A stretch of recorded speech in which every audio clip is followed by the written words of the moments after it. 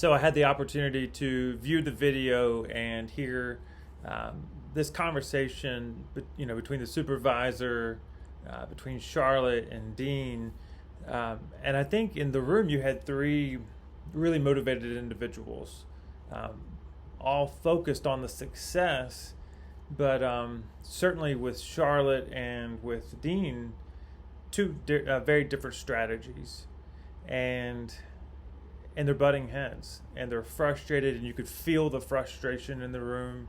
um, and again, not coming from a place of indifference and not caring. They all cared, but they were not on the same page.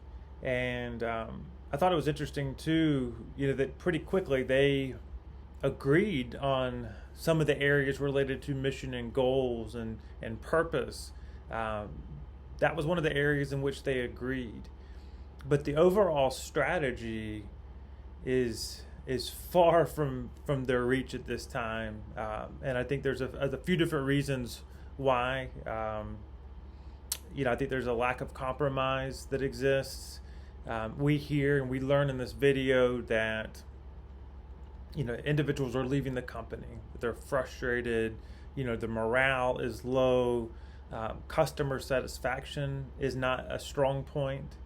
And I think it's because they're not on the same page with how they are aligned and how they're going to move forward.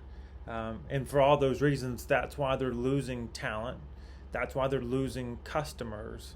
And if they don't act quickly and act in a way that moves the organization forward, they're not going to have a company.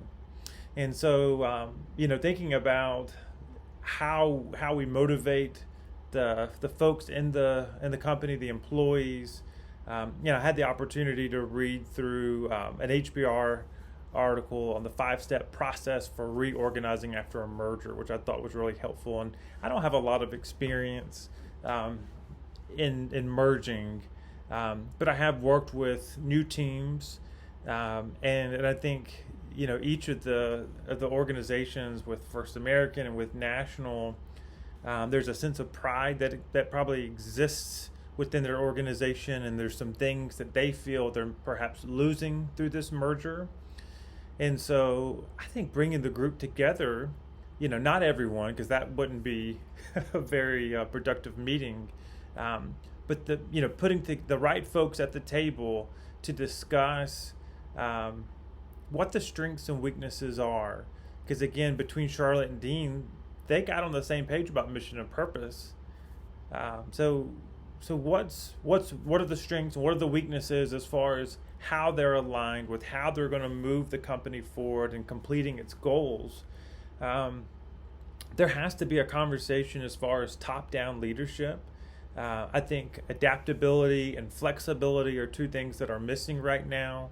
And again, I think through compromise, through relationship building, when you feel connected to your employees, when you feel connected to your peers, you feel a little bit more satisfaction in the work that you're doing. And right now, I think because they're not on the same page and perhaps not communicating properly, these relationships are nowhere where they need to be. And I think that's why we've got folks exiting the company. So there needs to be a conversation about clear expectations.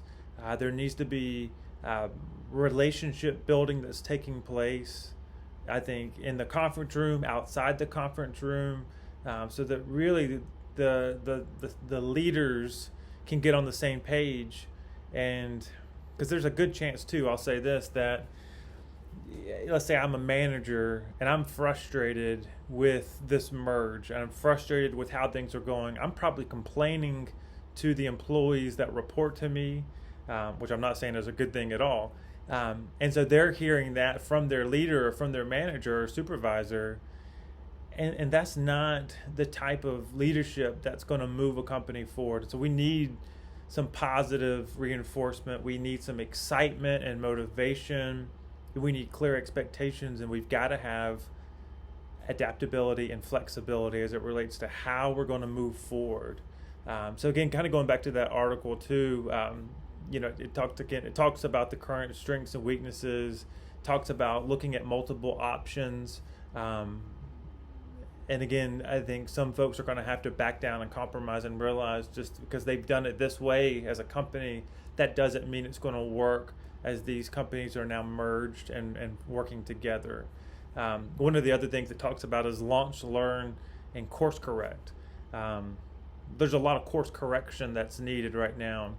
And so they've got to work it out. They've got to communicate. They've got to get on the same page. And I think relationships need to be stronger between these two companies that have merged, between the leaders, and it's got to be top-down leadership that that gets folks excited again, because they are heading, down a difficult road if they cannot work through the barriers that currently exist.